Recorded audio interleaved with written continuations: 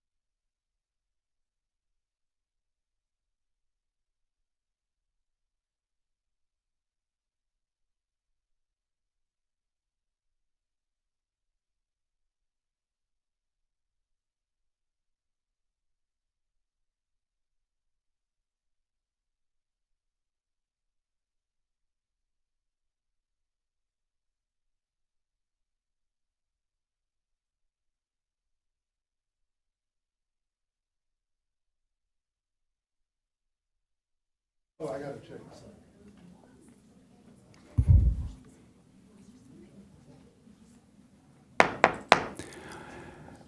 Good evening. Today is January 21st. I'm Chair Ross Ritter, and I call the Parks and Recreation Commission meeting to order at 5:33 p.m. Mr. Fisher, may we please have a roll call? Yes, let the record show we have 4 commissioners present, with Commissioners Evers, Kimball, and Van Der Aura absent. So with 4, we have a quorum. So if everyone would please stand if you're able and join me to the Pledge of Allegiance. I pledge allegiance to the flag of the United States of America and to the republic for which it stands, one nation, under God, indivisible, with liberty and justice for all. Thank you. Please be seated. Also, as everyone would just take a moment to check their phones, make sure they're in silent mode. That would be fantastic. Let's go ahead and move on with item number 4, special presentations. We're excited to have Kimmy York from the Sand Toy Recycling Project I was introduced by Mark O'Connor, who is actually one of our sister commissioners in the Environmental Commission, so appreciate him bringing Kimmy to me. I've met with her a couple times, both with just Mark and I, and then also with Parks and Recreation staff to talk about her program, and I'm very excited to see that she's here to discuss what she is suggesting that she could do for us. So with that, if you have about 8-10 minutes to go ahead and share a presentation, and then we'll follow up with any questions from the commissioners if they have some. Thank you. you. Ross. Good evening, Encinitas Parks and Rec Commission members. My name is Kimberly York, and I'm the president and founder of the Santoy Recycle Project, an Encinitas-based grassroots organization led by members with backgrounds in biotech, law, and business. Our mission is to protect marine life by preventing plastic sand toys from entering the ocean with a responsible reuse approach that fosters community engagement and gives kids access to free used sand toys. The Santoy Recycle Project is a California-registered nonprofit corporation, and it has received 501c3 status by the IRS. We have a three-pronged approach to reducing ocean plastic pollution in the form of sand toys. We think education is important, and to that end, our Young Ocean Stewards program is an interactive program brought to local kindergarten classrooms to teach children what happens to sand toys when they are left on the sand. 2, we also want to foster community engagement. So we host local beach cleanups each year and currently donate the sand toys we collect to women's shelters and community-based thrift shops. We are advocating perpetual reuse because the vast majority of these cheap sand toys are made from multiple types of plastic fused together, which is known as number 7 plastics. Items made of more than one type of plastic can't be separated by recycling facilities and therefore get diverted to landfills. When these toys end up in a landfill, their composition allows them to persist in the environment for hundreds of years without degrading significantly. And number 3, we are seeking to install and monitor sand toy recycling stations, such as the one you see here. Our weatherproof, sturdy sand toy recycling stations are wrapped with infographics that explain to beachgoers that plastic toys left on the beach harm marine life, and they encourage visitors to take a toy, leave a toy, save the ocean. The infographics include a QR code that links to our website, which further details the devastating impact of plastic toy pollution once these toys get swept into the ocean. For example, our website points out that plastics from California beaches specifically often become part of the Great Pacific Garbage Patch, which is currently 2.5 times the size of Texas and growing daily. Plastic toys like sand buckets also entrap marine animals or entangle marine animals. I brought a picture of a seal with its head trapped in a plastic bucket that beached itself, starved to death because of this. This is a picture of a spinner dolphin. Its beak, it swam into a plastic ring. Its beak was trapped, so it starved to death because it couldn't open its mouth to feed. This is a Pacific green turtle, a juvenile turtle. This was a necropsy that was performed, and these pieces of plastic in these Petri dishes were found in its GI tract, which prevented it from digesting food, so it died also. This is one of the approximately 1 million seafowl that are supposed to be dying from ingesting plastic each year worldwide. And you can see its intestines, its stomach is full of different kinds of plastic. This is an interesting study that was done. Previously, researchers believed that marine organisms, fish, seals, etc., just sort of came upon plastic toys or any type of plastic pollution as they were swimming in the ocean, and it was just by happenstance that they mistook them for food and ingested them. But this study found that there are certain molecules that attach to the plastic once it's been in the ocean, and it lets off a scent that is actually attracting the marine organisms. So they're seeking them out. It's not happenstance, and they're ingesting them. So if ingested, plastics cause blockages that kill marine animals, and tiny bits of these ingested plastics can become part of our bodies by working their way up the food chain in a process that is known as biomagnification. As the California Coastal Commission notes, studies have found that more than 900 marine species are harmed by plastics in the ocean. This includes all known sea turtle species and about half of all marine mammal species. A 2016 study by the MacArthur Foundation estimates that by the year 2050, the weight of plastic pollution in the ocean will outweigh the weight of all fish in the ocean. As I mentioned, we have a simple solution to mitigate the number of sand toys entering the ocean from Encinitas beaches. Our weatherproof, sturdy sand toy recycling boxes wrapped in infographics will encourage visitors to pick up abandoned sand toys and deposit them in the box. We have local volunteers who will monitor the sand toy recycle boxes weekly to remove broken toys and collect any overflow toys. Also, as part of our perpetual reuse strategy, we have connected with a San Diego artist who uses broken toys in her art projects. In closing, we at the Sand Toy Recycle Project have studied and found solutions to this environmental problem. We have local, dedicated adult volunteers, and we have liability insurance so that we may provide a lasting solution that does not task city personnel with additional responsibilities. We believe Moonlight Beach is the perfect spot to install a recycle box, and we welcome the opportunity to partner with you. And now, my last minute or two, I just wanted to share with you some of the things that we picked up from Encinitas beaches this summer. We found lots of buckets.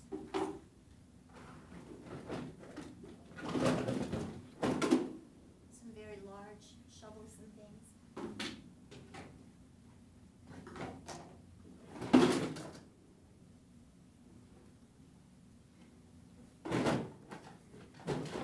As well as the smaller things that you might expect. So this box is about half full, and this is just from myself and 2 other volunteers walking the beach 2-3 times a month. So with your help, we can keep all of this out of the ocean. Thank you for your time.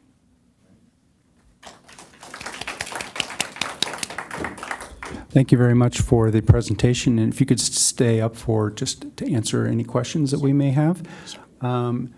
The first thing that I just wanted to kind of touch base is you mentioned that you were interested in putting a box in at Moonlight Beach, and I know that you've worked with through the Parks and Rec staff getting this idea vetted through marine safety there at Moonlight Beach, as well as with Parks and Recreation staff, and they have been supportive of what you're trying to do here, which is fantastic. So when you think of like an ideal location that you'd like to place that box on Moonlight Beach, tell me about where that would be. An ideal location would be as you're walking toward the ocean, there's sort of a seagrass mat, and to the left there is a permanent sign that talks about how to escape a riptide, and it's the important, the information is sort of at eye level, but if we could attach, and it wouldn't require any infrastructure, it wouldn't be permanent, but with a lock and chain, if we could attach one of our boxes at the bottom of that post, then anyone walking down that seagrass mat would see our box. They could just use their phone if they want to scan the QR code, which will take them to our multi-page website. It's available in the 3 most commonly spoken languages in San Diego County. It basically talks about our initiative, and it's something that's being done in the Carolinas. Oceanside has adopted a box. That was done by an Eagle Scout, and they don't really have anyone they don't have someone to take care of it and monitor it after he goes to college. But this is something that is happening in beach communities, and it's something that I feel our city is so progressive, and we're kind of known for our stewardship of the ocean, and it's just a shame that we don't have something like this. Like I said, even if we just piloted it for summer 2026 and kind of got a feel for how it would work, we just have such an opportunity to stop like this onslaught of toys from tourists. I think people mean well, but I really believe they think that they're leaving toys that other children will enjoy, but it oftentimes doesn't work out that way. And they're getting in the minivan and heading back to Phoenix. And we have found like 10-piece sets of plastic sand toys just abandoned in the sand, ready to go into the ocean. So it's really kind of tragic, in my opinion, and there's such a simple solution. And I think it can also be a situation where parents may not even need to bring sand toys to the beach because they know that they can go to the box and find some good toys. And it's almost like a treasure hunt. When the kids arrive there, it's like, oh, I wonder what's in there. It's like getting a brand new toy. I think there were some other projects that are a little similar at Torrey Pines State Beach. Also in Del Mar, they have little baskets to pick up plastic and discard, which Yeah, is a different premise. It's not about reusing it, but mainly collecting the plastic off of the beach. Yes, it's not specific to toys. Those plastic, they look like the kind of basket you would pick up at Ralph's or Vaughn's. And actually, one of our volunteers lives there in the beach colony, and she says the problem that they're having is that the baskets themselves keep disappearing. Mm-hmm. So they're not like, they're meant to be something that you take and you return, and everything that goes into that basket goes into the landfill. And what we're saying is that these toys are often not recyclable, and they're $5, for like a bucket and shovel. I've seen them at Vaughn's for $5 during the summer. And so people don't think of them as having any value. So they don't mind leaving them behind or throwing them, maybe, if we're lucky, like in a beach recycle bin, like the blue rollaway. But if they do that, they will end up in the landfill. So our idea is just to try to keep them out of the landfill. And as you said, in other communities, like I was reading in Virginia Beach, they started off with 2, and now they have 11. Virginia Beach is a pretty big city, but they have 11 going across their beaches because they were so popular, and kids really do like, checking out the boxes and seeing what kind of toys they can find there. And then I also wanted to point out, too, that it's not just that toys and miscellaneous items go in there and then it's just whatever's in there is in there. You and your volunteers are going to go by on a regular basis, pull everything out, check the condition of what's in there. If it doesn't qualify to be a safe thing for young people or children to play with, you'll remove it. And I think that's where you're talking about there was a new life with it perhaps being used for artwork. Yes, and exactly. And like the masks that I showed you, I've picked up masks, I've picked up fins, that kind of thing. Those get taken out because we're not trying to like encourage kids to use these things to swim or whatever. It's really just strictly sand toys that are in good condition. So that's kind of what's different between like a program like ours and the Eagle Scout, where there is no monitoring. We are beach people. Most of us are retired or semi-retired. My husband runs the beach every single day, and we will be monitoring. This is our city and our beach, and we will be monitoring and be responsible for making sure that what's in the box is safe and appropriate. Thank you. My fellow commissioners, do you have any other questions or comments? So just to kind of understand I'm sorry, go ahead. Sorry, I was just seeing if they did first. Hi, thanks. Hi. For any broken toys that you said you're working with an artist to use, the ones that is there like another recycling option if they don't need all of the broken toys, meaning does it go to the landfill or do you recycle them in some other means? Yeah, we if we get traction with this and we get enough toys, we want to start holding like workshops where we can repurpose the toys for other uses. For example, like we've picked up so many plastic sand buckets, and those sand buckets can be they can be screwed to like a 2x6 or whatever that we paint, and those can become like sorters for Legos. So you put it in your child's room and you have all these different buckets that were saved from the beach. You can put Barbies in them, you can put whatever you want in them, so we really are trying to be creative. Like I said, our strategy is perpetual reuse. There is nothing good that comes from these Chinese-made toxic plastics entering our landfills, entering our oceans, or entering our bodies. So if we can kind of just keep them being used in a creative way, that's what we're all about. And would this be the first box at Moonlight for Yes. this organization? Yes, I mean, I have already presented at Del Mar, but I'm pretty sure they have their little plastic they have their little plastic, the ones that are portable that are there. So I don't think I'm high on their priority list, but they said that they were going to consider it. And then this would be something for like peak season, not year round, or is year round going to we'd be? like to start like it. If we find that the community that they're being used, and we want to do creative things. We want to have like flyers put up like in the local surf shops and places that tourists go. We want to see about. I don't know if it's possible here, but like in Virginia Beach, the hotels on the beach. When you check in, there's like announcements on your TV in your room. They have a little ad encouraging people to use these recycle stations. So we have all kinds of ideas of how we want to, market it, if you will. And if it is something that we feel is really getting used, then we would expand it like beyond. At this point, we're thinking, let's try like Memorial Day to Labor Day. And see what the response is. Let's take photos of what gets put in there every week. We could weigh what gets put in there every week, and if it's like embraced like it has been in other cities, then maybe we add a second box. We expand the number of months. So that's like probably I think an ongoing conversation. Thanks. A quick.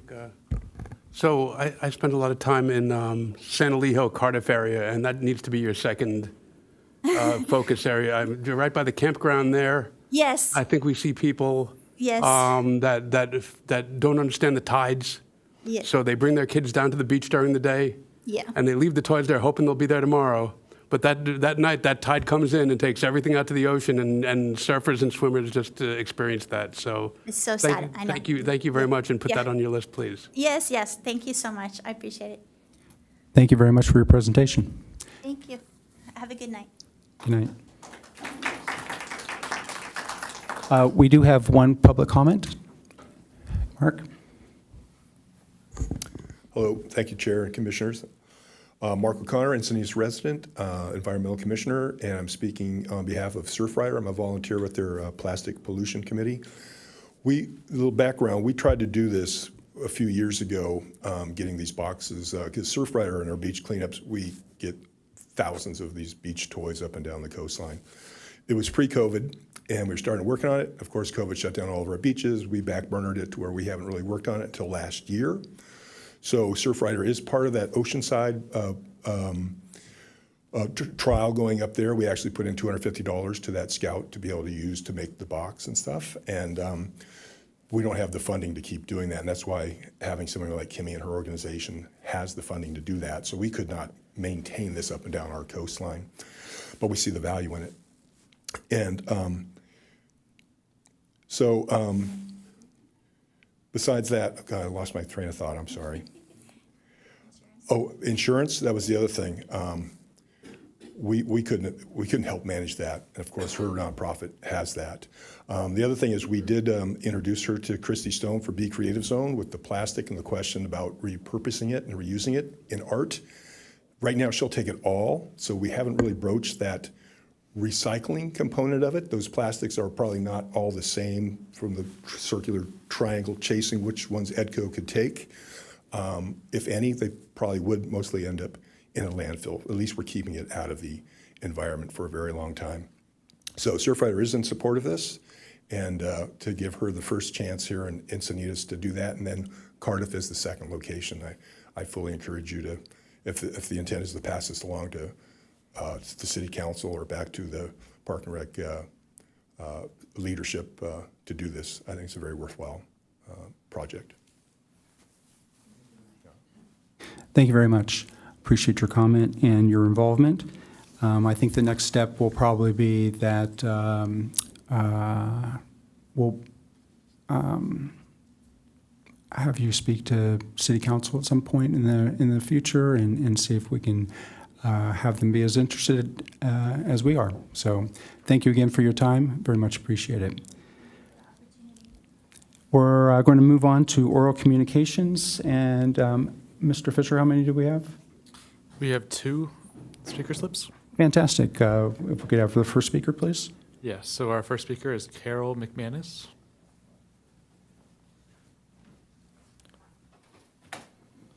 And she will be followed by Richard McManus. Okay. I'm going to be holding things, so. He's my assistant. Yes. I'm Carol McManus. I've lived in Cardiff for almost 50 years. I was a softball coach and a Cardiff soccer rec coach for over a decade each. And I wanted to bring your attention to a problem at the Encinitas Community Park, and that's its proximity to the I-5 freeway, which creates a serious health risk to our children. Public health authorities have recommended that parks and schools be placed at least 500 to 1,000 feet from the freeway. And our beautiful park doesn't meet that standard. On these, show these really quick. At the very bottom of this, you can see how many feet the white dot is to the freeway. This one's 255 feet. That's at home plate on the top field. And Richard has a couple more to show you. Hold it that way. So let me tell you about some of the health risks to our kids. We have respiratory problems, asthma, bronchitis, reduced lung function, impaired lung development, increased risk of heart disease and long-term consequences because of the heart disease, inflammation of airways and vascular systems, decreased endurance, impaired cognitive function, as in focus and coordination. These are really frightening effects on our children. Now, we can't move the park, but the city of Encinitas can mitigate these effects by doing 2 things. 1, installing a sound barrier wall, and 2, planting a barrier wall of trees, and trees particularly that are suitable to absorb freeway pollutants, because there are different kinds of trees that do certain things for that. Unfortunately, the city did not include these constructions when the park was first built. So we are requesting that you please put this on your agenda for next month so that we can urge the city to construct a barrier wall and barrier trees to improve the health of our children and protect our children.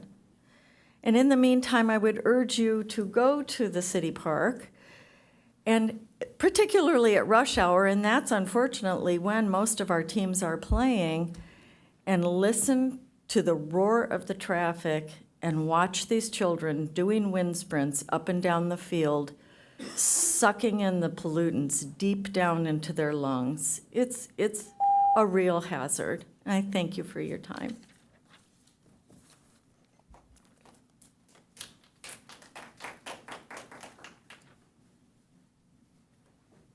Hi, I'm the other half of the McManus family. I'm an attorney. I became more aware of the issue. We've lived here for 40-plus years. We picked up a new dog, and I started, our old labs I used to take to the beach. This is a long-haired dog, so I ended up taking him to the community park and started walking the trails and started realizing the issue that we have here. And I've, at times in my life, actually broken down on the freeway. That's the feeling of being in this park. That's the sound of this park. That's the congestion. We have 10 lanes of freeway. And the kids are down there on their sports teams, and it's little guys and big guys, but little guys in these places that Carol indicated, all of those within that 500 feet. And they're the ones that are doing the wind sprints. I was walking the trail, and I was starting to realize this is too much. This is too much for those guys. And so we felt that there was a need, and we started researching it and found out that EPA is saying there's supposed to be barriers there. And for some reason, when we put this beautiful park, and spent $40 million on it, they never put the barriers up. Now, as to why, I don't know, but we need to do that. We need to do it as a public health issue. The kids are there, the sports teams are there, and they're going to continue to be there, but they're there tonight. Go down there. Go down there around 5 o'clock during rush hour. Because I'm down there and I'm thinking maybe I shouldn't be there, but whatever. We strongly recommend you put it on the agenda. I hope to get it in the city council.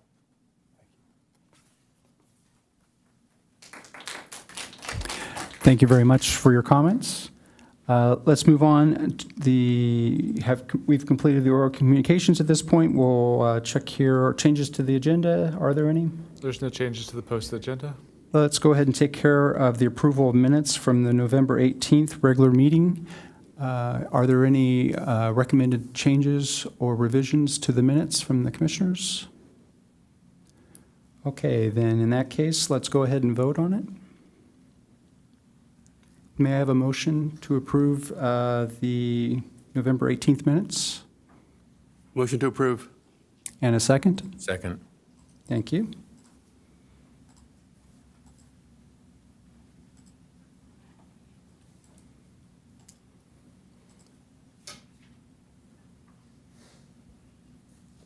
And the motion passes with Commissioners Evers, Kimball, and Van der Aura absent. All right, fantastic. Let's go ahead and move on to the work plan. And if it's all right with my fellow commissioners, I'd like to move up a couple work plan items to make sure that, first of all, that we allow the public to be able to express their thoughts and be able to go home and have dinner a little bit earlier. So we'll go ahead and start with the pollinator garden, if everyone is okay with moving it up. Okay, so we'll start with the pollinator garden, which is number 9, is it? No, 11. And how many speakers do we have for that? We have 5 speaker slips, with one of those electing not to speak, but in support. Fantastic. Okay, so this is, just as a recap, this is considering a pollinator garden in the southwest corner of the Pacific View Arts Center site, and it's near the old schoolhouse. And let's go ahead and start with the first speaker. Okay, our first speaker is Leah Strell.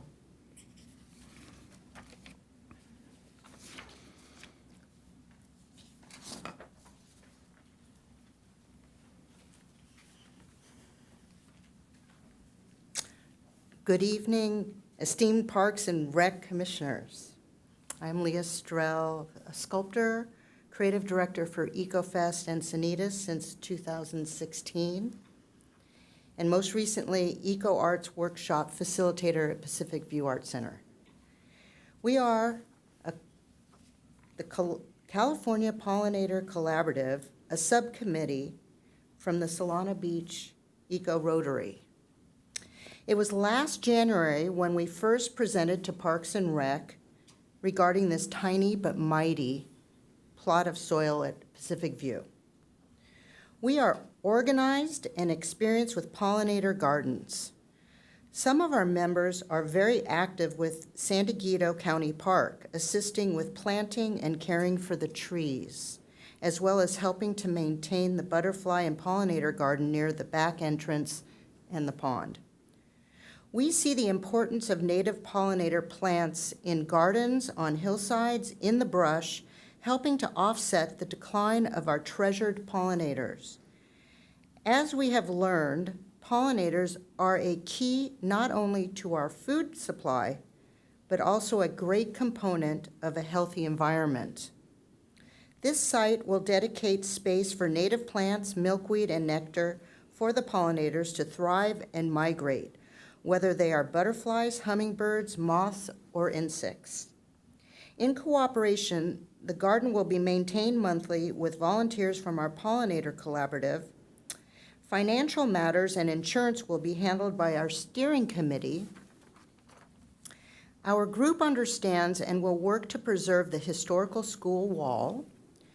Perhaps the city would like to offer support on the heavy load cleanup days, just at the beginning, once a year maybe. We do have community connections who will be donating soil, plants, tools, and labor. With the leadership of Encinitas Parks and Rec, we will determine the water usage and irrigation responsibilities. This project will connect to the California Way Station system, which is part of the migratory route within the United States.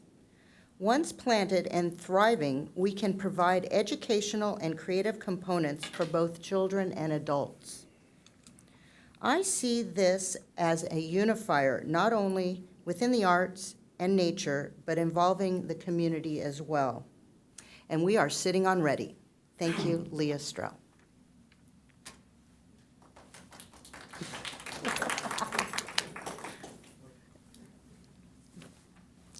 Next speaker, please. Our next speaker is Mark O'Connor. And he is choosing not to speak, but he's in support of the pollinator garden. Next would be Bradley Nussbaum.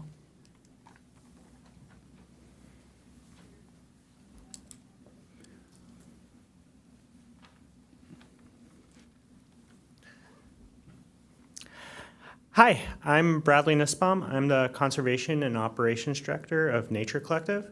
Nature Collective is a nonprofit that, as part of its mission, does habitat restoration work and environmental education.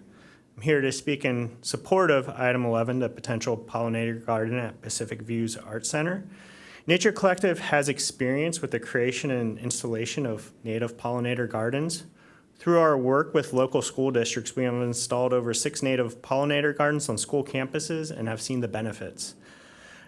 Not only do the gardens benefit local wildlife and pollinators, they also provide an important educational opportunity to the public about native plants and pollinators. A native pollinator garden would be a great addition to the Pacific View Art Center. Thank you.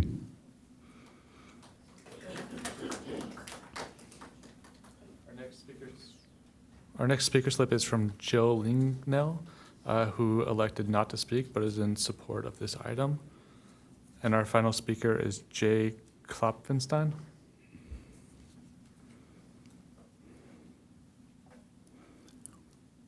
I spoke here earlier a few months back, and thank you for moving ahead with this project.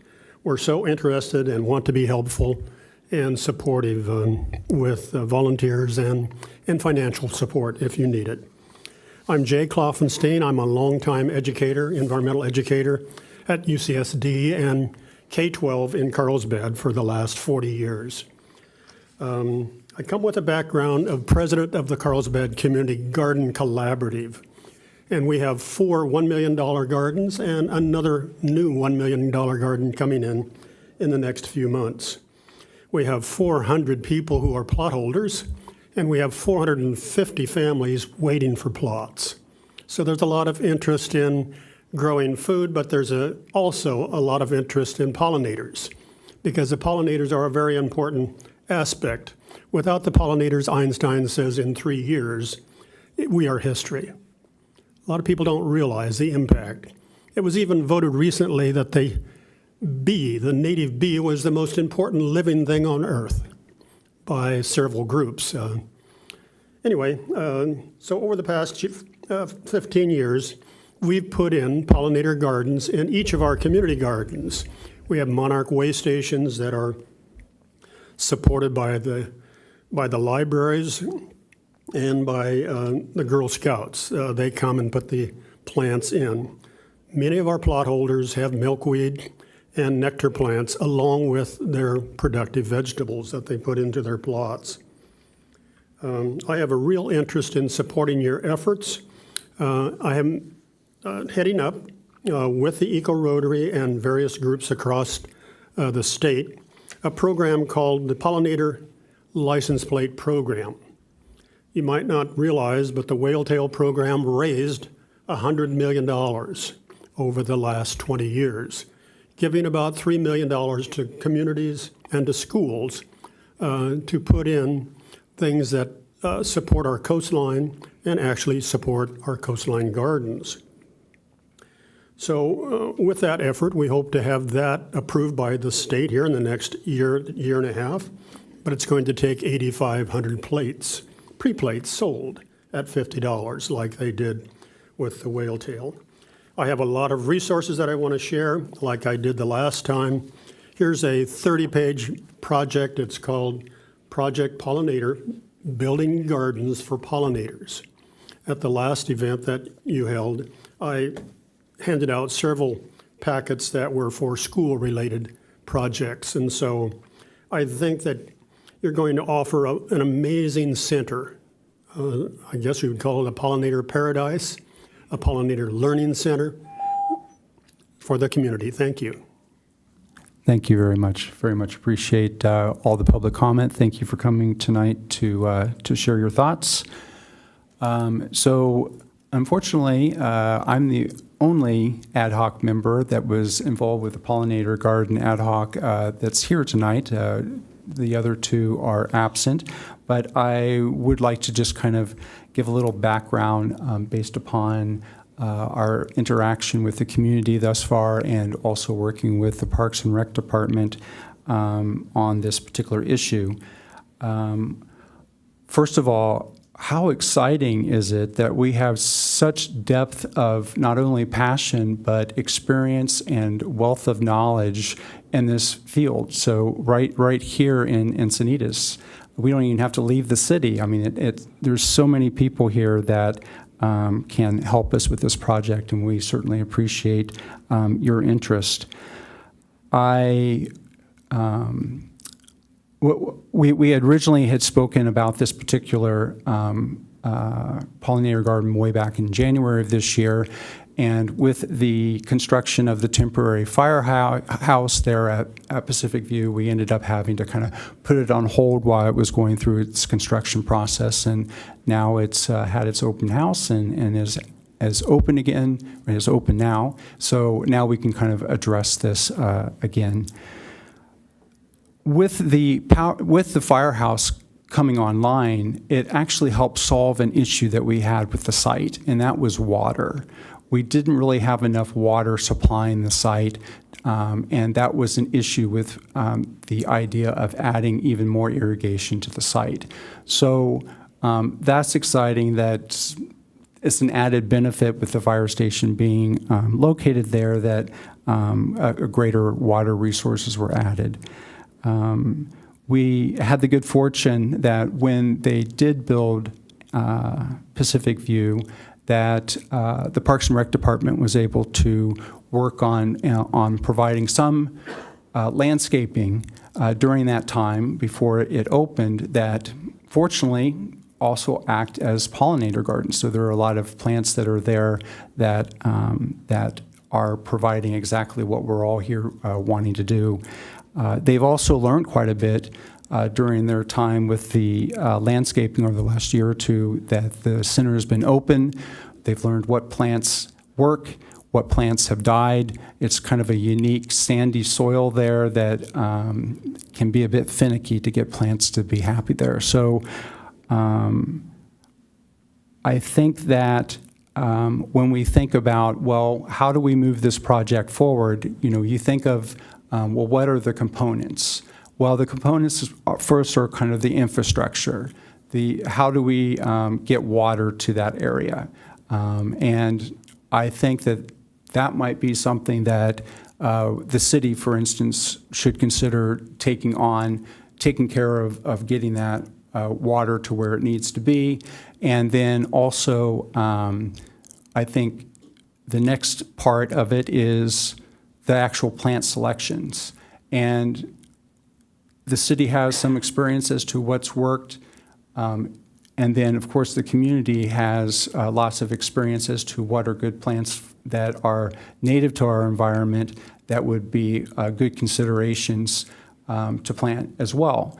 So I feel like some type of cooperation between the interested parties and the city to kind of figure out what that plant material might look like and create a plant design, that would be great.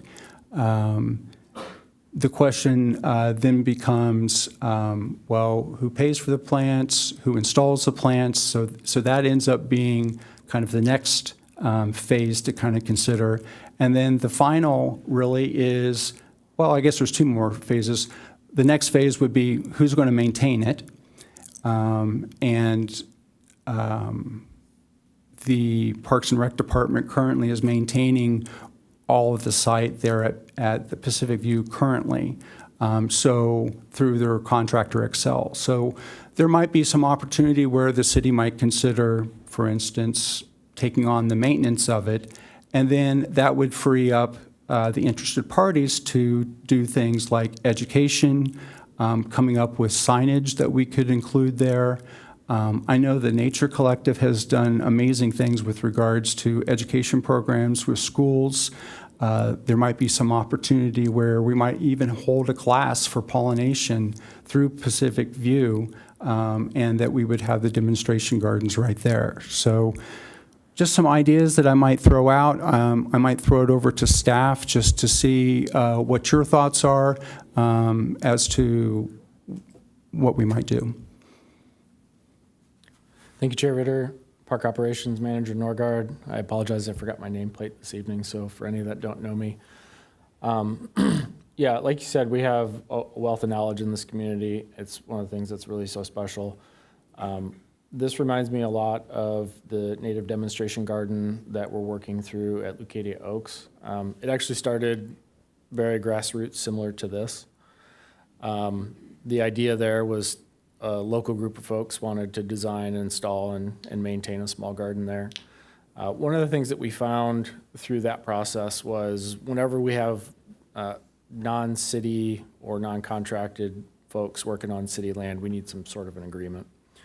So there's a couple ways that we could move this project forward and work through that. One would be if we had an MOU with somebody that would allow them to do maintenance or work on our land with the supervision of the city.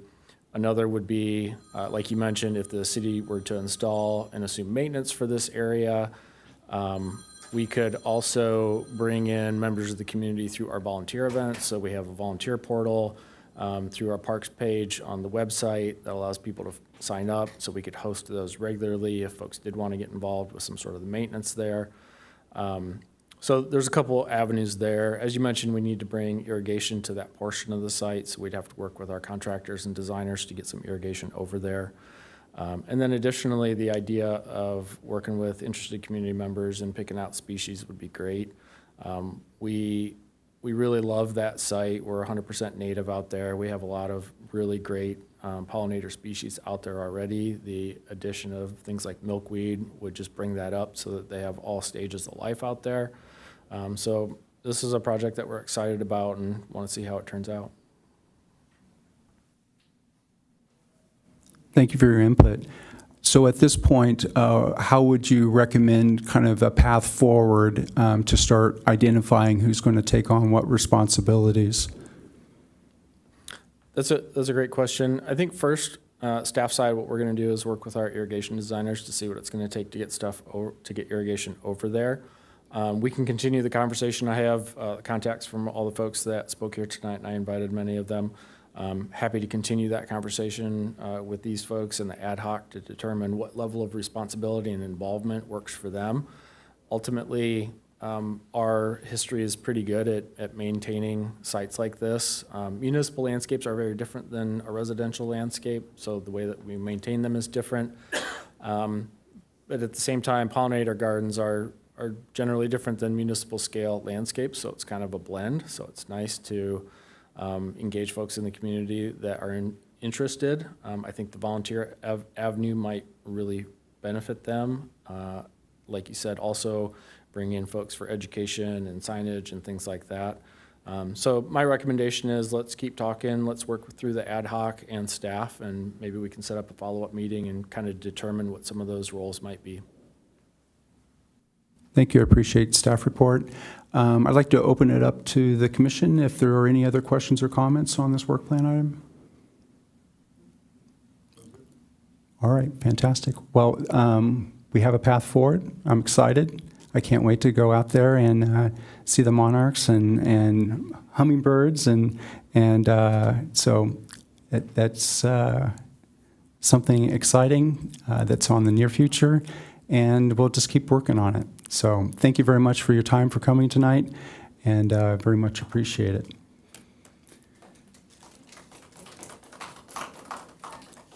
And then we have speakers left on what left for anything else, or is that it? We have no more speaker slips. If my fellow commissioners would also agree, we're at 6:20.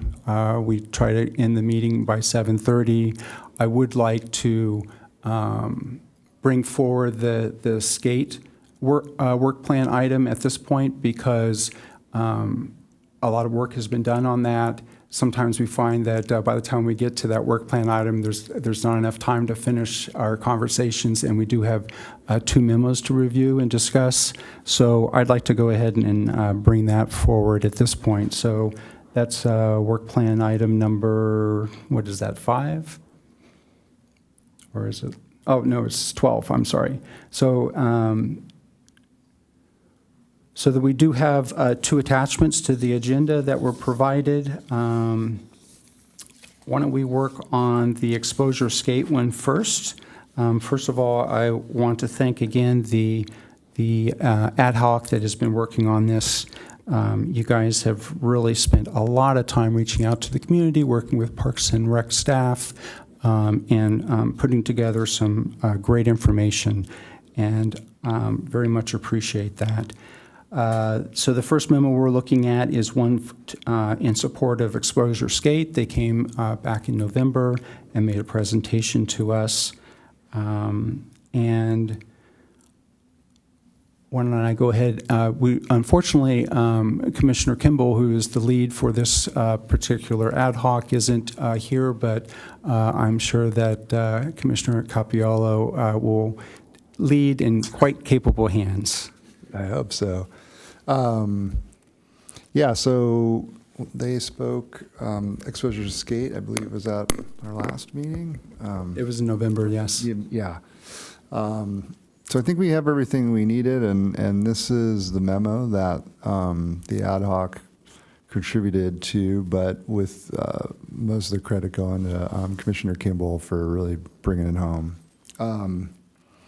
So this was part of discussions throughout the year. This was a city council directed work plan item to explore more skate, volleyball, surf opportunities. So it was a pretty busy year in the skate world, I think, with both of these memos in regards to recommending a skate bowl. But this event is pretty great, and we had a lot of speakers in favor of it. So this is, in addition, I know there was some discussion, we could go with our normal recommendations in the work plan, our outcomes, but this is something that I believe required a little bit more background explanation and basis for the recommendation. So I would hope the commissioners, had an opportunity to see this before the meeting, and if there's any comments if there's any changes that need to be made, this would be the opportunity to suggest those.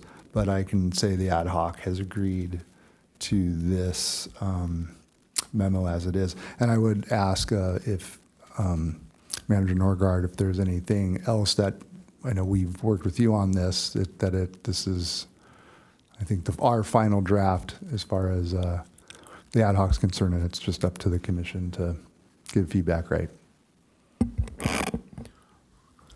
My review didn't show anything that needs any immediate edits.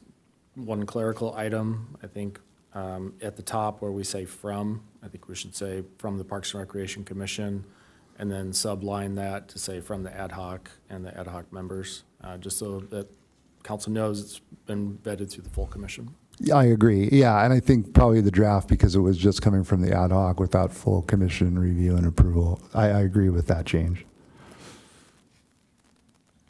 Is this document attached to our agenda, or is this? It is.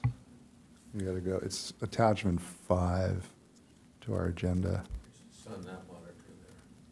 Well, I understand that. I'm just trying to read through Yeah, this. you gotta scroll all the way to the end. How about a mouse, old school? Yeah, it's way down on page 25. Yeah, it's the Okay, very thanks. last. Sorry. I'm keeping up here. Got it. But I guess, yeah, the ultimate recommendation is that, and I'm sure you've read, but just for the people here, is to recommend that the city work with Exposure, and that we believe this is a great event, and that we should do what we can to keep it here in the city of Encinitas. Awesome. Commissioner Quinn, you're also on the ad hoc. Was there anything else that you'd like to add before we have any discussion? Nothing other than I concur with my fellow ad hoc member. It would be a real shame to lose Exposure Skate to a neighboring city. And it actually made front page of the Coast News, which had a lot of background information. So it's really in the public eye. But it's something that we need to really get behind. And I think we are. I think we're all in concurrence with that. Thank you.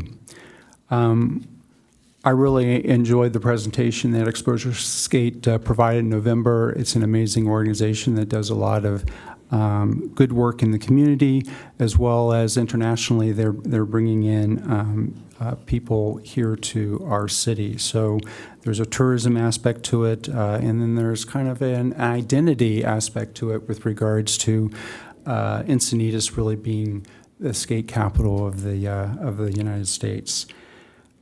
I, too, only had just a couple comments. I recommended, or I would recommend under the first paragraph under background, you mentioned ECP. I would maybe just spell that out just in case anyone might not understand that that's the Encinitas Community Park. And then I agree with Manager Norgard that we should make sure that this is designed in such a way that it's coming from the commission and not from the specific ad hoc. So I'm not quite sure if we want to redraft this to where it's like its own letter rather than it being kind of a memo where, it's just signed at the bottom with the Parks and Rec Commission, or whether we just change the from line from the Parks and Rec Commission and just delete the stuff on the bottom. I'll kind of leave that up to the ad hoc as to what you think would be best, just from a formatting standpoint, because it really is moving from a suggestion from the ad hoc to a suggestion or recommendation from the full commission. I think that will work, and that was our hope all along, that we would be able to have a full commission approval. So if the commission, I would move to adopt this recommendation as a full commission with those changes, that it be from the Parks and Recreation Commission and signed off in that way, and to also spell out Encinitas Community Park instead of ECP in paragraph 1. And I also just kind of wanted to say that one of the reasons why we're kind of taking this step now is that we wanted to get it to City Council for them to start thinking during their budget deliberations, which are going to start next month. So being able to send this up to Council prior to when they would normally get a report from us in May or June, allows them to see this report and be able to act on it if they so choose. So then, did you want to then make the first motion to basically approve this with the edits mentioned? Yes, I would move that we adopt this recommendation as a full commission, contingent on the changes in the address line from the Parks and Recreation Commission, and that the first paragraph, ECP, be at least defined to Encinitas Community Park instead of just the abbreviation. Thank you for that specification. Do I have a second? Second. All right. Before we vote, was there any comments from staff that we needed to hear? Okay, so let's go ahead and vote.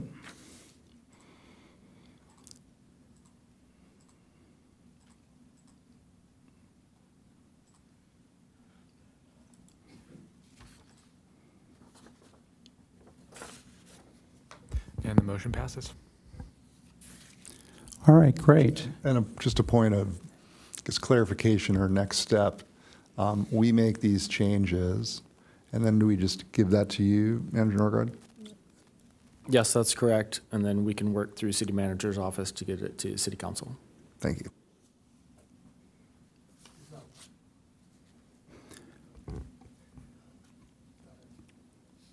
All right, so there is one more memo that the ad hoc wanted to get feedback, first of all, from the Parks and Rec Commission, and also approval to send up to the City Council, also relating to skate. And either Commissioner Capiello or Commissioner Quinn, did you want to present this memo at all? So similar to the other, the exposure skate memo, this is also part of the city-directed work item. And this is something we've definitely spent a good portion of this entire session, year 2025, looking at. And we had like a previous iteration, I think that was in the form of like our deck, PowerPoint presentation. Obviously, we've had, I think, multiple occasions of speakers to come in that I also believe spoke with the city council.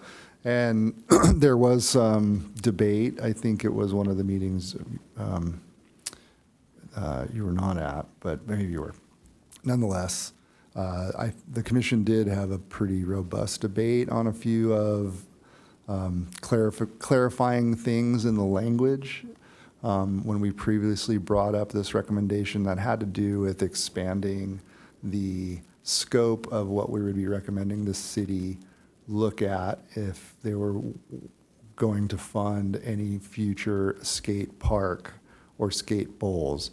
And even though the ad hoc agreed that we would like to at least shoot for the stars in the sense of if it's at all feasible, we should look at if it's possible to put in another skate bowl close to the beach. Moonlight would be ideal, but that we didn't want to limit this recommendation to just that and give them a large net to at least look into funding some, future skate parks within the city generally, including even Encinitas Community Park if it looks like they can expand that, and some other parks that we specifically point out in this memorandum and recommendation, sorry. And I think we addressed the things that other commissioners had brought up in that regard. I think we addressed with this final draft recommendation. And Manager Norgard, right, when we worked with you on this, is there anything else any comment that needs to be addressed? Not from staff perspective, you've incorporated everything we'd asked for. Okay.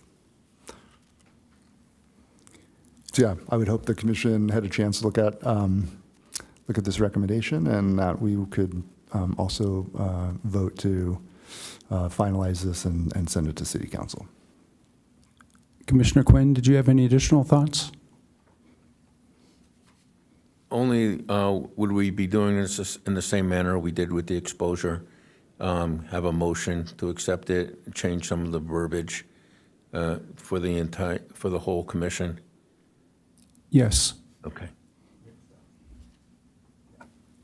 I'll make that motion. Before we go, I do have just some thoughts that I wanted to share on this particular memo.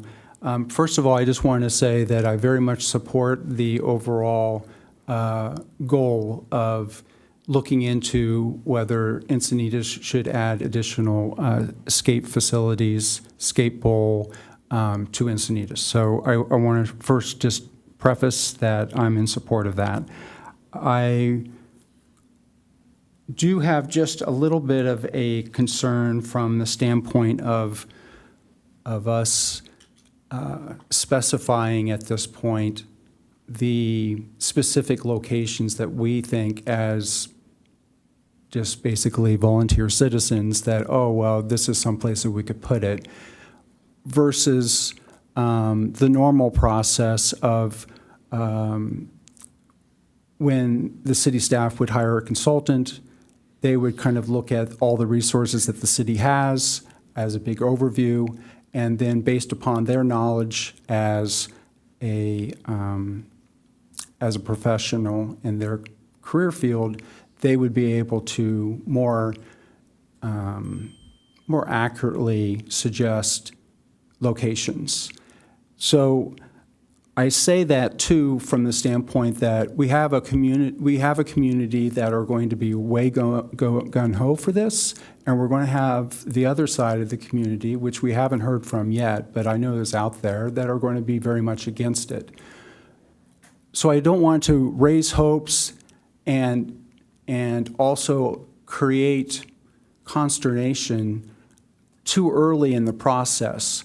You know, for us to identify specific parts where these facilities should go, my only concern is that that we'll start getting the community active when they really shouldn't be there yet until it's a little further down the process.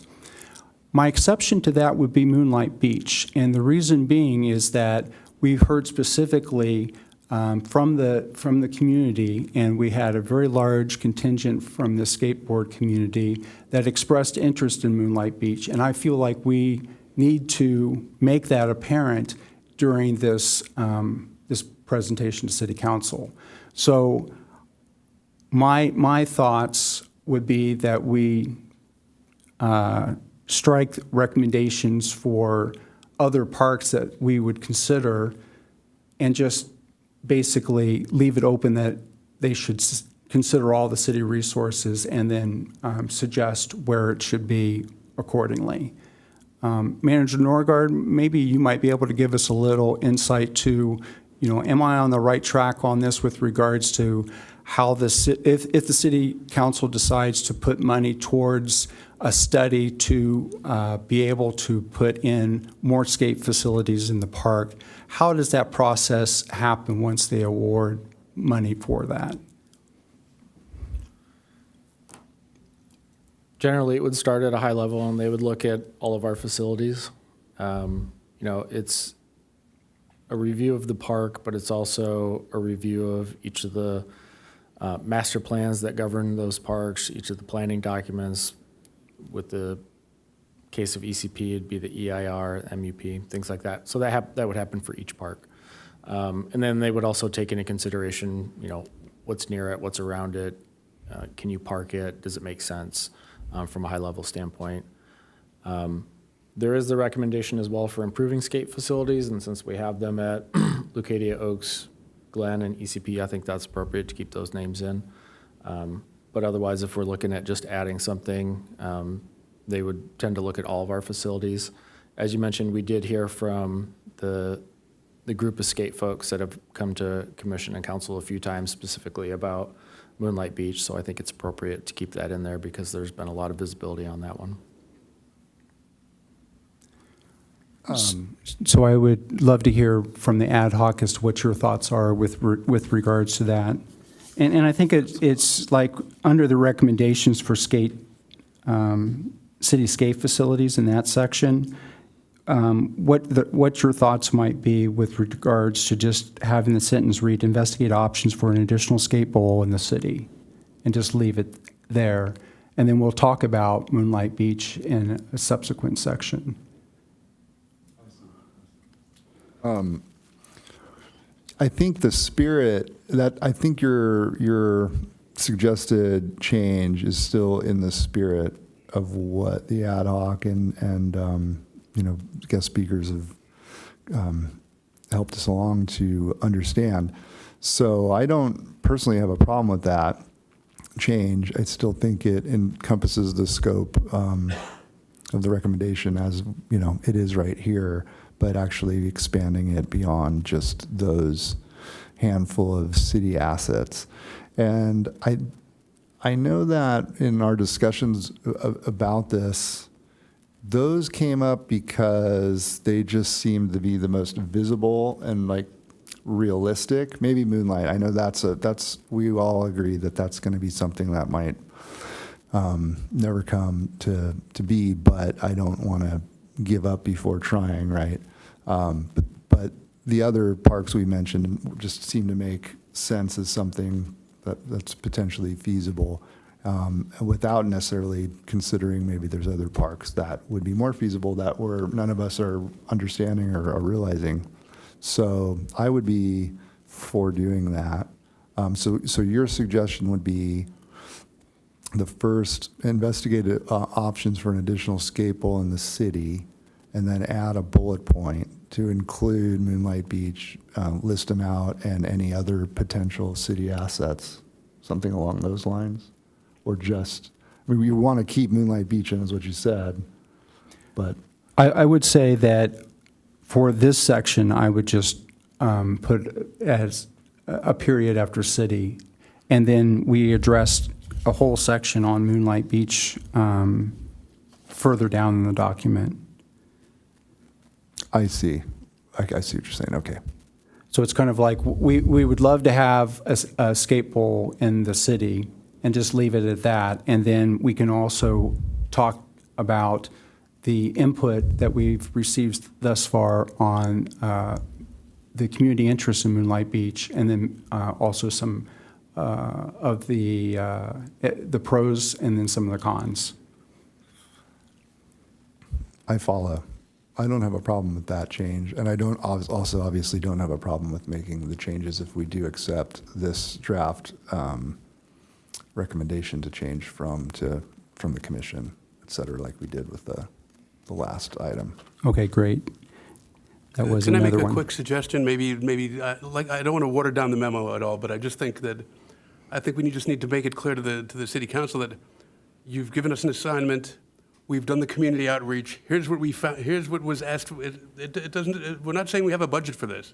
We're just saying here's what the results of the community outreach are. This is what the people that want skate facilities seem to want. Now we haven't polled everybody, but maybe you'd be a little more comfortable with recommending these other parks because this didn't come out of thin air. This came from folks coming to us and making suggestions. And I think we do, they did a good job of kind of expressing that in the background section, which would be the next section below.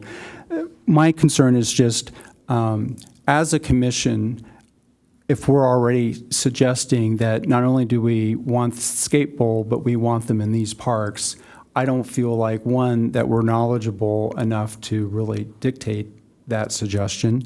And then two, I feel like it can cause some community issues that don't need to be raised at this point until the consultant actually does their work. Yeah.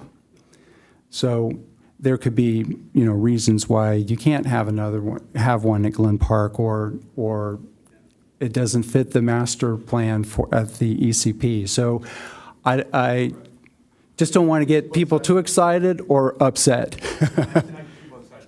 Yeah. I think it's a good suggested change, and it still accomplishes what, as an ad hoc, we came to the conclusion of recommending to the full commission first. And that being said, Commissioner Comerot, I know that there was feedback from a lot of advocates for more skate facilities. But as an ad hoc, just our own eyes and ears experience going to POODS, going to these other locations where there is skate activity, it is also something that we believe, I think, is something, we wholeheartedly want to recommend to the city to look at, seeing if there's funding to do this. So it's not just, oh, they told us to do this, so we're going to do what they're telling us to do. I think we, as an ad hoc, really did evaluate everything out there that we could in the time and opportunities we had. So it's just as much ours as what my point is, as it would be the people who were advocating for this. And Commissioner Quinn, did you have any thoughts? No, I think that the community that we did see were the advocates, and I don't think we really heard any opposition. And I don't know if we should go back and I hate to use the word circle back, but listen to the someone other than the advocates, the community at large. For clarity, you're suggesting that the very first sentence or under recommendation should say, investigate through a consultant, hire a consultant. Is that kind of what you're saying? Well, in the end, that's exactly what the city council would end up doing. That would be the first step, is they would hire a consultant, and whether it's playground equipment replacement or putting another skate bowl in, it would be kind of that step. So we don't need to put that language in there? Manager Norgard, I don't think we do. What are your thoughts? I don't think so. I think the way that the ad hoc has phrased it, invest in facilities and investigate options, kind of gets us there. The only other option that you could do is you could kind of combine the first and the second. And I know, and this is, to an earlier point that you had made, that you really wanted that to be kind of your prominent point, being the additional skate bowl, and perhaps you wouldn't want to also add and consider opportunities to improve skate park facilities overall. If you feel like that waters it down, you really want that to be a second bullet point, we can certainly do that. Or we could kind of just combine it into one, but another idea. Yeah, I think the way it's laid out, I think it reads fine with even including your change, because the first dashed item deals with the skate bowl, and there's a bullet point regarding Moonlight Beach and other considerations we're recommending the city look at, but opening it to any city asset by your change. Investigate options for an additional skate bowl in the city, period, and including these bullet points. And then the second hash item involves, let's look at, and that's what the commission had a discussion about, to add an item regarding, well, not just limited to skate bowls. Is it possible to maybe other skate facilities, not just a skate bowl? So I think it accomplishes that with that change you suggested. I also would mention, in regards to the last few comments, that our discussions with city staff is that part of the advocacy or the advocacy we heard from included agenda items where people could have spoken against it. And it doesn't mean that they're not potentially out there, but our understanding was that if the city was to say, yeah, we want to invest some money and funding to do a feasibility study, nothing happens until that is done. And part of the feasibility study includes community outreach, includes a more robust look at the effect that building any new facilities would have on the community around it. So everybody's going to have a voice before anything is actually done to break ground or make a decision. That's my understanding from our conversations with staff. So I would just say that there has been opposition that hasn't been voiced here in our commission meetings, but have been sent through the city manager's office regarding specifying some sites. So I would say, let's not get people riled up at this point. Let's just kind of see what, first of all, if the city council wants to allocate money towards it, and then second, let's see what the consultant comes back with as to locations. The other thing that I would do, and this is just kind of just being a little bit more specific, is on that first line, I would put board after skate, so it's a skateboard capital, skateboard tourism, specifically in the beginning, just to let it be known that we're talking about skateboarding and not like ice skating or something completely different. So I would just recommend adding the board in those two locations. And then on the second recommendation, I would also like to suggest adding and varying ability levels so that it would be address current and future capacity needs and varying ability levels. And what I mean by that is that we have some skate facilities that are for beginners or intermediate skaters, and then we obviously have other facilities that are for advanced skaters. So I think that when we consider improving skateboard facilities overall, that would be something that we might consider doing as too. Where would you add the language in regards to all levels or? I would add it to abilities? the end of the recommendation number, the second dashed line, Okay. where it says to address current and future capacity needs, and then I would add and varying ability levels. Okay. How does the commission feel about adding that I'm idea? fine with that. Commissioner Quinn? Okay. And the reason why I specifically am calling out Commissioner Quinn and Commissioner Capiello is they're both on the ad hoc for the skate work plan item. My last comment on the recommendation section is if we wanted to call out the future L7 park, in the sense that we're talking about considering opportunities to improve skate facilities overall. And the skate facilities we currently have are at Leucadia Oaks, at Glen Park. Actually, not at Glen Park. It's at Leucadia Oaks and ECP and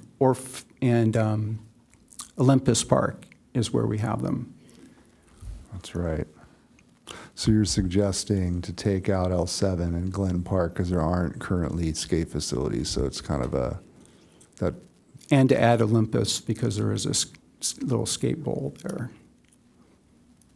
So my recommendation for the read would be consider opportunities to improve skate park facilities overall, such as Leucadia Oaks, Olympus, Encinitas Community Park, and Encinitas Community Park, and to address current and future capacity needs and varying ability levels. I would suggest that because we don't currently have anything there. And that would be something that we would look at under point number 1 when the consultant is looking at at everything and overall. I think those are all great suggestions, and I really do appreciate that you took the time to go through this and give it another set of eyes on it because we've seen this a few times. I'm sure. Thank you. Before we would make any motion on this, I do want to ask, when is, we had a goal to get this to city council before they started discussing budget. And so is that meeting going to be before our next meeting, or is it Well, March? what I'd love to do, if we could, is just agree to the edits. This Okay. is videotaped, so if you just go back and make the edits and we agree to them based upon the edits that we've discussed, then I think we would be fine to continue to move forward. Do you agree, Manager Norgard? Yeah, I think that's the best path in terms of timing. The budget deliberation workshops begin on the 2nd and 3rd, so if the memo is revised per your agreement and sent over to us, we can get it up at the same time as the exposurescape memo. Because That's I'd great. really like to get it in there I as soon as would. possible. And I know Commissioner Kimball, who also put great efforts into, finalizing and drafting this memo, would like to see that happen as well. So, great, that answers all my questions. So with that said, I would move that the commission vote to approve and adopt this recommendation as a commission with the discussed changes to include changing the from line to the full commission and the signature line. That we change the first hashed item in the first section to have a period after the city and strike the rest of that sentence. That we, Before you go too far into it, I had just a couple other thoughts on the Uh-oh. background section as well. Okay. And they're a lot easier. The first thing that I was going to mention is under the city has the following at city parks. There's like an extra space there between these in the second line. I would just delete that. Again, we're just trying to present a very professional look, so I just kind of suggest these items so that whatever they get from the Parks and Rec Commission, that all I's are dotted and the T's are crossed. My second thought is on the first line, Encinitas is known internationally as a skate capital with famous skaters and invention of the half-pipe. I feel like it should say, and the inventions, plural, of the half-pipe and urethane wheels. So add the in front of invention and make invention plural. And in the last paragraph, starting in the background section, starting with in 1924, line 1, 2, 3, 4, when it talks about branding and private fundraising opportunities, I'd recommend that we put in the addition of with the possibility of branding and fundraising opportunities. There was really no discussion as to where any of that money would come from. It was just kind of an idea that was out there that we might be able to get some funding to kind of assist with the with it. So I would just to make it clear that in the background that there wasn't any specific private fundraising that was offered. It was just that there might be some possibility of that. So again, it's in the fourth line in the paragraph that begins in 2024. Did you see that? Still on page 1. Okay. That's all I have on that page. And then on the second page,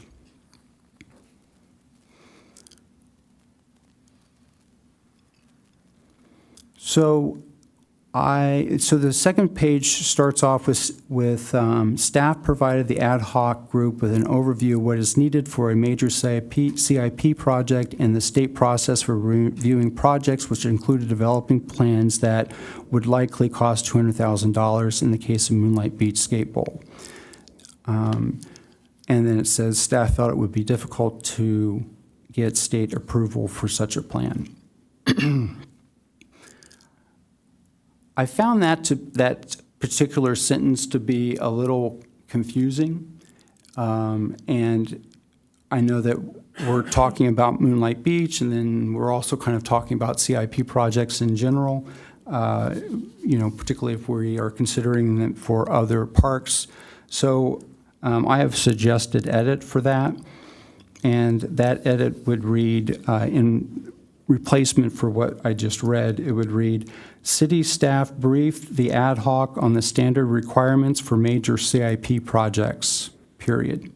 Regarding the Moonlight Beach location, because the land is owned by California State Parks, the city would need to submit detailed site plans, costing an estimated $200,000 to $400,000 because we were actually provided a range, period. And then staff noted that even with these plans, the state is unlikely to approve the construction of a skate bowl at this location. I feel like it just gives a little bit more clarity as to what is being said here, to make it specific to the Moonlight Beach. And I feel too that we should include the dollar range that was provided by staff as to include not only the low end but also the high end. I know that's a bit of a major change, and I'm certainly opening up for any discussions on that. I understand the comment, and I don't have a problem with that change. Again, it's good to have other eyes on it. We've read it. We're in our tunnel view of it, so it's good. If it's something confusing to you, then it should be clarified. So I don't have a problem with that change either. Commissioner Quinn, any thoughts? No, I'm fine. Except the word would is, yeah. It's W-O, and then the next line, it's U-L-D. Yeah. think so? We'll remove that entire section and replace it with the new sentence. Or two. I guess there's a couple sentences there. I'm going to just read that one more time so that you can easily hear it for the edit. So we're going to replace the section that starts with staff provided the ad hoc group with an overview all the way to the last sentence. Staff felt it would be difficult to get state approval for such a plan to the following text. City staff briefed the ad hoc on the standard requirements for major CIP projects.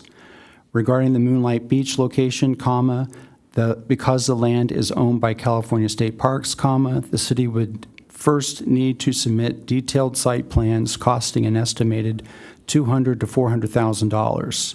Staff noted that even with these plans, the state is unlikely to approve the construction of a skate bowl at this location, period.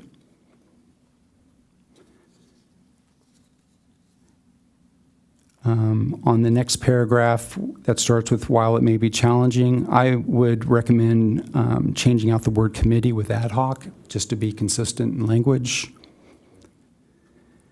And then I had a little confusion, and this is actually my last one, believe it or not, my last comment, and that's in the paragraph that starts with staff should review the agreement. There's a sentence here that says, this will also inform potential plans at Glen Park and ECP as may require coordination with Coast Commission. So I guess I look at that two ways. One is if we're not going to really recommend specific parks other than talking about Moonlight Beach as locations that perhaps we consider striking that, or if there's a point to that perhaps I'm not quite grasping, maybe just provide a little bit more clarity on what that means. So this will inform potential plans. I mean, we could change it to this will inform potential plans at any parks within the jurisdiction of the Coastal Commission. Coastal Commission. I think that's what the intent of that is.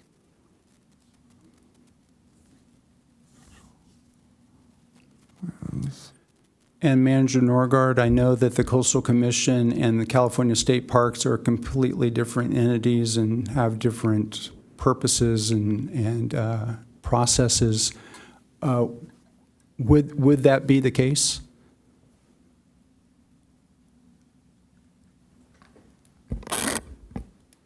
Potentially for the Coastal Commission, yes. Those are our only facilities that also fall under the state's purview. But with Moonlight and our agreement there, it's possible to glean some information as we move through CDPs for other parks. And then does the Coastal Commission have jurisdiction over other parks? Like, for instance, would Glen Park be a candidate for Coastal Commission input? Or are they too far away from the coast? I'm not a planner, but any of the parks that we have that fall within the coastal zone do require a CDP. I believe that there are instances where we self-apply that versus going directly through them. I can't weigh in on that. I can only tell you what I know from my experience working in some of the parks here. And so Orpheus Park, for example, does have a CDP. So I believe that Glen and others would also be close enough. Okay, great. Thank you for that clarity. So I think it would be good to retain the sentence in there, but maybe just make it less specific. And I think Commissioner Capiello, you had a recommendation? I'm kind of writing it out. So change that sentence that starts with "this will also inform" to "this will also inform any potential plans that would require the coordination or require coordination with the Coastal Commission." And should that be California Coastal Commission, coastal as AL? Yeah. Okay. Yeah. Yes.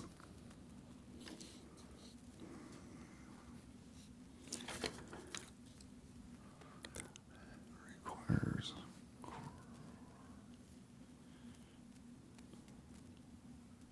California Coastal Commission. Okay.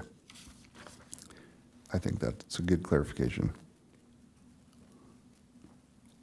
That concludes my notes on the memo, and I appreciate you sitting through it all, and I think hopefully it's a better, stronger document because of it.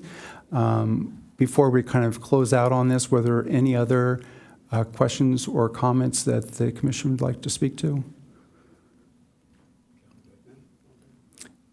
And rather than kind of going through all the details, I think it's all recorded. So what I'd like to do is make a motion to make the indicated edits and then forward it to City Council for their review. May I have a second? I'll second. All right. Well, all that work, you should definitely do that, Commissioner Capiello. So let's go ahead and vote.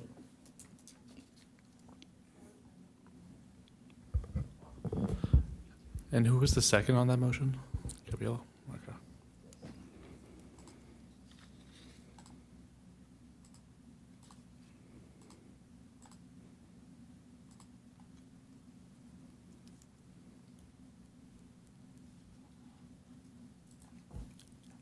Sorry, I held you in suspense there. I was reading something.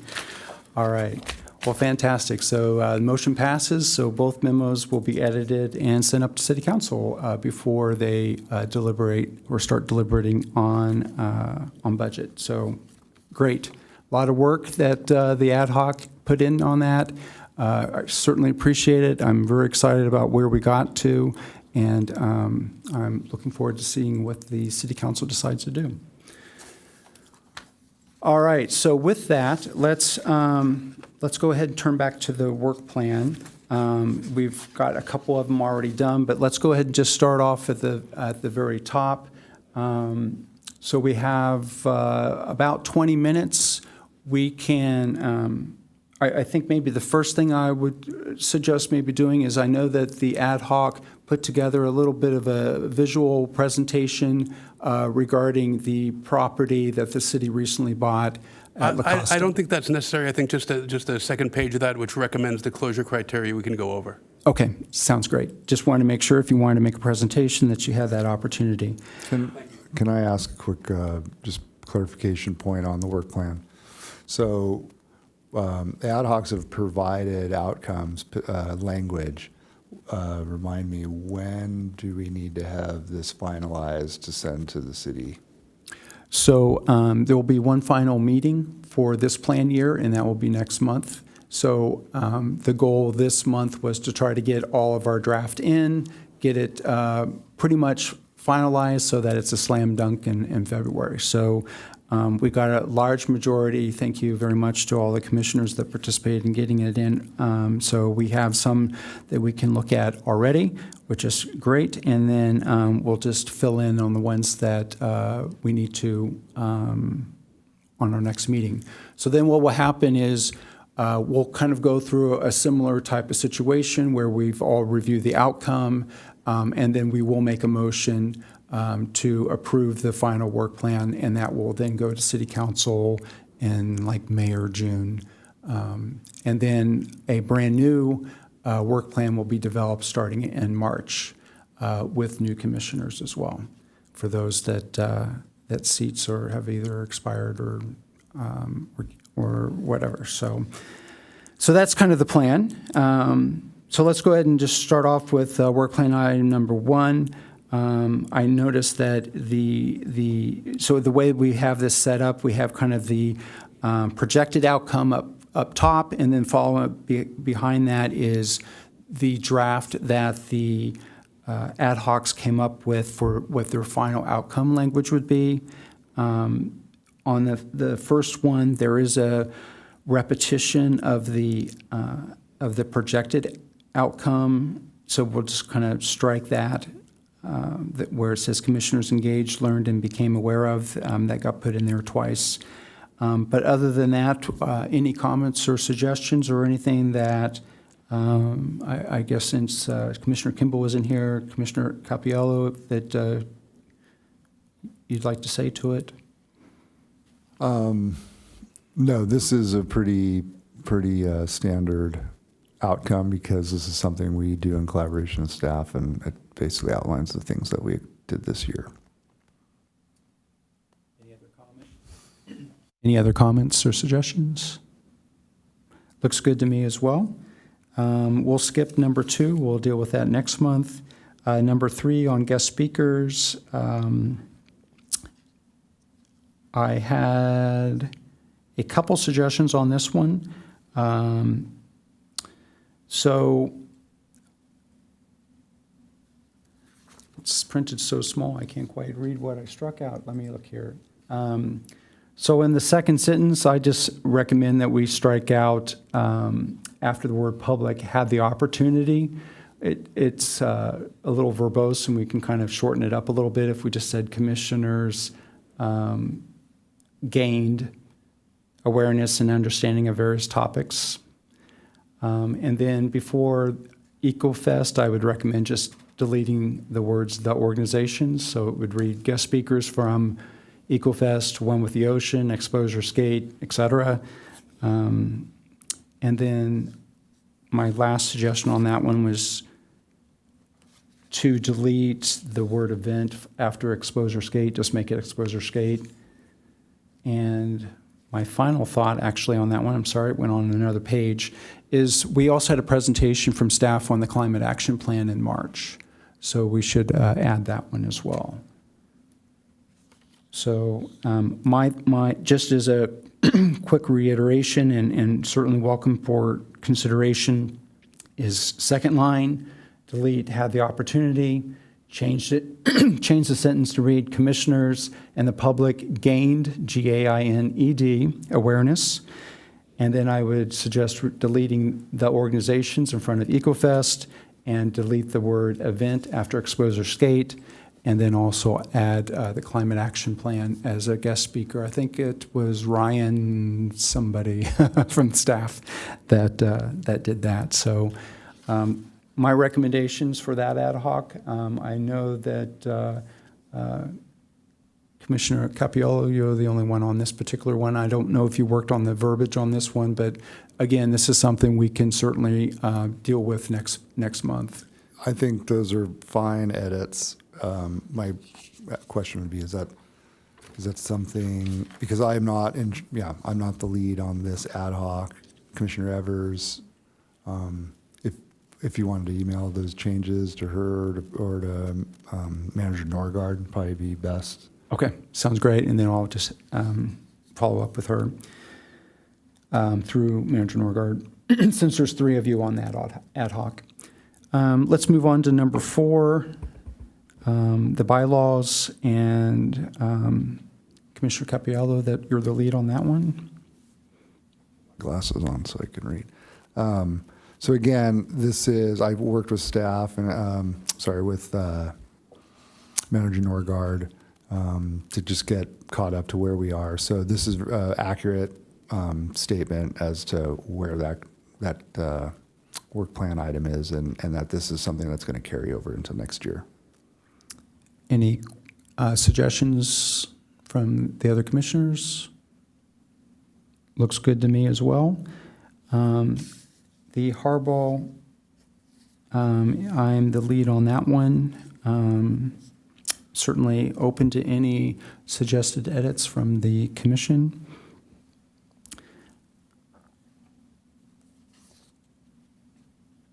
While you're looking at that, I just wanted to also just do a quick report on that as well, because I did get an opportunity to speak with the Cardiff by the Sea Foundation president, Dave Lackey, regarding, I don't see his notes here. You know what I'll do in the interest of time as well is we'll just, we'll take care of that next month. I'll do an update on it. It was pretty short. Oh, here it is. So just from the Cardiff by the Sea Foundation, regarding the Harbor Parkway project, they've had feedback from from the city's engineering department, and they've requested a civil engineering review. And that review is in draft form now, but requires a few more items. And their goal is to present that to engineering within the next 90 days.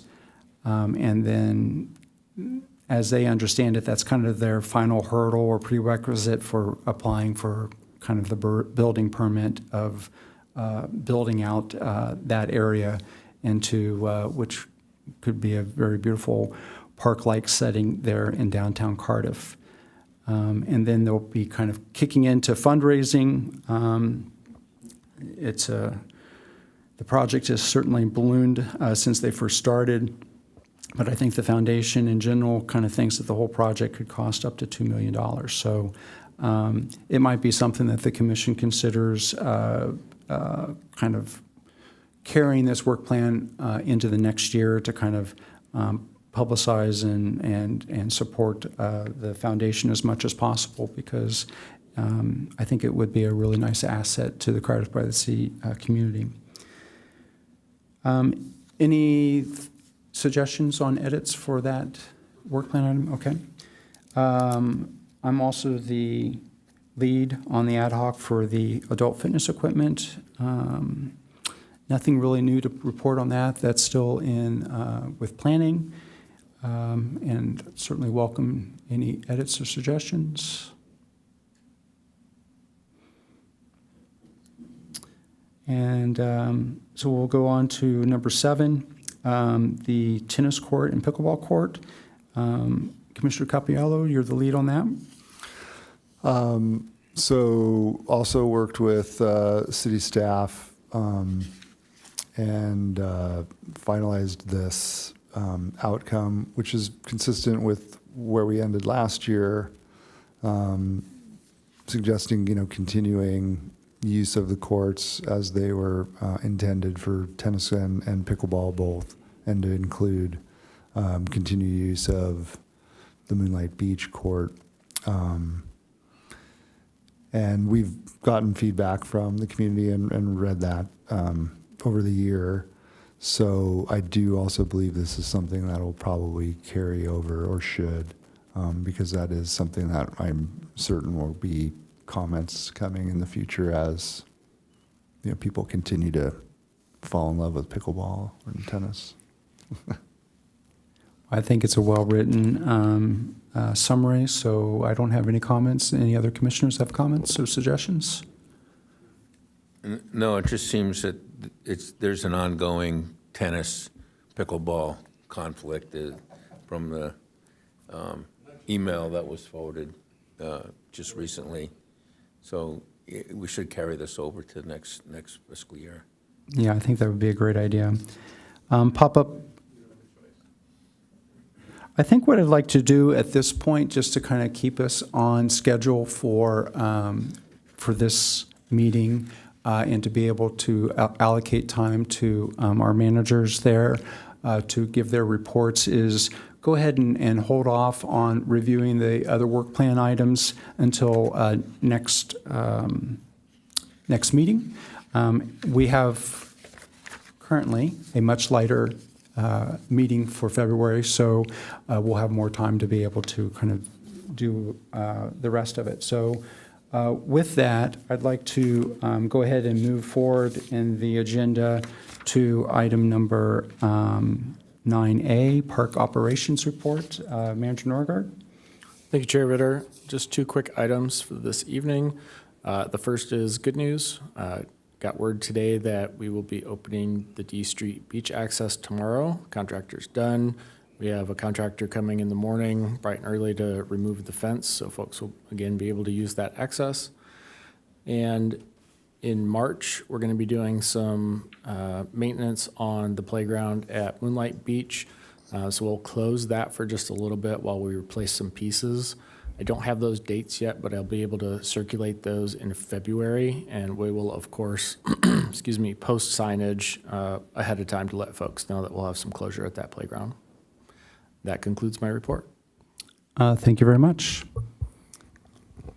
And then we have a new face over there for Recreation Services. Thank you, Chair Ritter. My name is Christy Goodsell, and I am serving as the Interim Recreation Services Manager with some big shoes to fill. So as you may or may not know, Margaret Hamer is now the Recreation and Community Services Director for the City of Vista, so a huge congratulations to her.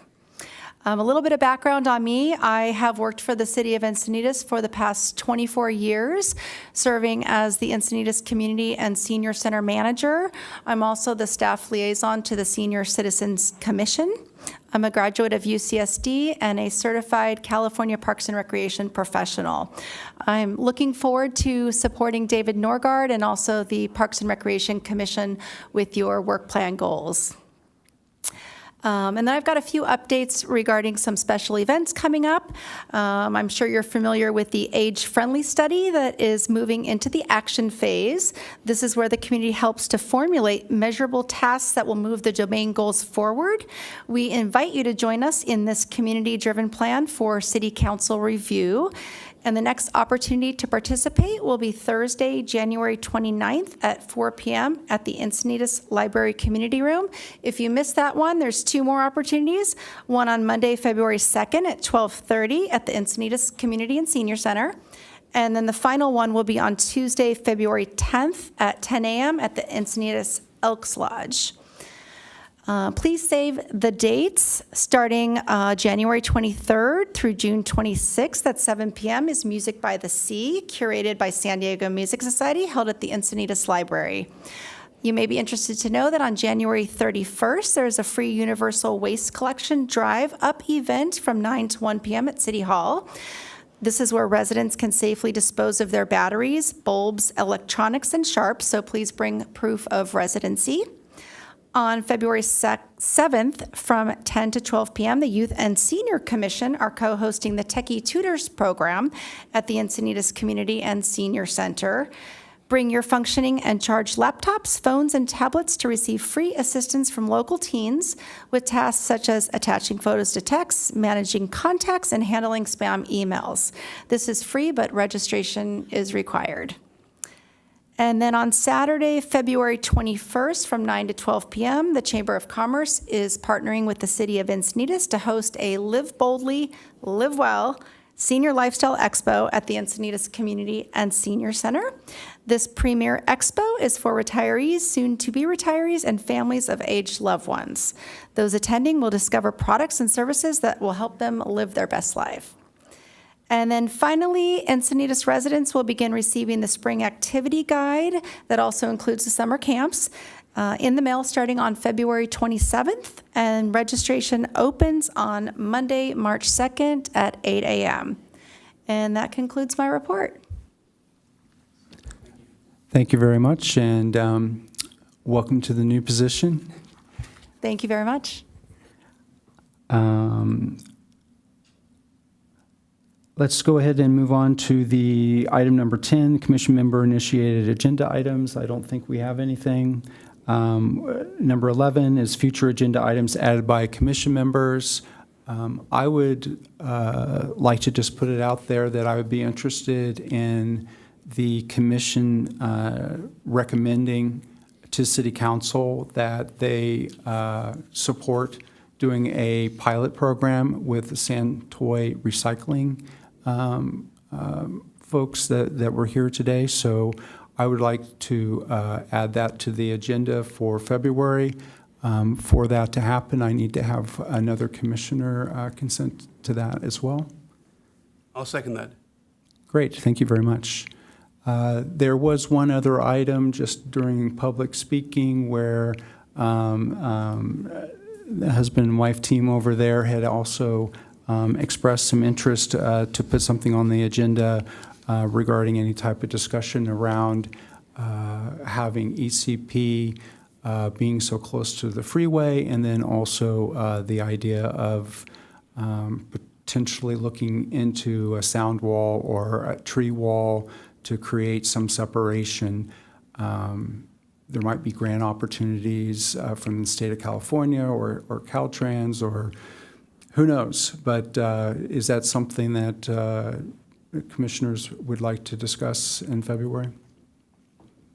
I would definitely like to include that in a future agenda item.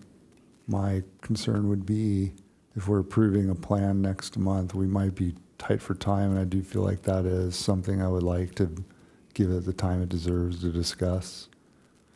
I think that's a good point. The other point that I might add too is that there will be some changes in the commission, and perhaps this is something that might be something that the new commission starting in March would want to tackle. And it would be great if the that full new commission would be able to kind of start fresh with that rather than ending with a commission that ends in February. So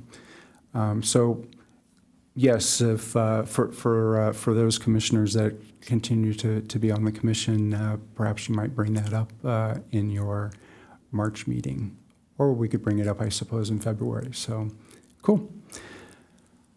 All right, fantastic. So let's go ahead and do some commission roundtables, and we'll get home. So I just will start off. I know I normally finish, but I figured I'd start off for a change. I've had the great opportunity of working on the Parks and Rec Commission for 5 years, 2 years as vice chair and 2 years as chair. It's been quite the honor. It's been great learning about the city of Encinitas in greater details, in particular the Parks and Recreation Department and Cultural Arts. And it's been a real pleasure meeting not only the sitting commission, but also the commissioners that I've served with years before. So at this point, though, I do have 1 year left in my second term. However, I've decided that I'm going to resign after the February meeting because I want to kind of give my full attention and energy towards the nonprofit that I'm a president of, which is called the Encinitas Project. That's a 501c3 nonprofit whose mission is to champion and fundraise for the city of Encinitas arts, parks, and recreation initiatives in order to enrich the lives of our residents and contribute to a thriving community. So my hopes are that I'll still be working with you to some extent, just not as a commissioner, but hopefully being able to get out into the community, to our business community, and look for opportunities to fundraise for some of the amazing things that our department does. So that's kind of the story for me. So I have one more meeting with you guys, and then you're on your own. So with that, I'll go ahead and hand it over to Commissioner Capiello. Thanks. I really appreciate your help in my journey so far on the Parks and Rec Commission, and it'll be sad to not have you running things, but we get one more meeting from you, so I'm not going to get all sad right now. I just wanted to say thanks because we had we didn't do a December commission meeting, but the Christmas parade was a whole lot of fun for those that were there, and those that did show up. I had a really great time with y'all marching, but now I'm encouraged that I really need to step up the game for next year, because the senior commission had the classic cars behind us. There's a band in front of us. So incentive, I'm throwing it out there. Thanks. Thank you. Go ahead, Commissioner. Ross, it's been great working with you, and I hope to run into you on the other side of the table here very shortly. Sounds great. Thank you. Your resignation is not accepted. That's for the record. No, it was, you're going to be deeply missed, and whoever takes over as chairman has some big shoes to fill. And I want to thank you for your service and friendship. Thank you so much. I certainly appreciate the kind words. I'll miss you guys as well, but like you said, hopefully I'll just be on the other side trying to twist your arm to do something. So, all right, so we're at 7:30, and I'm going to go ahead and adjourn the meeting. So thank you very much.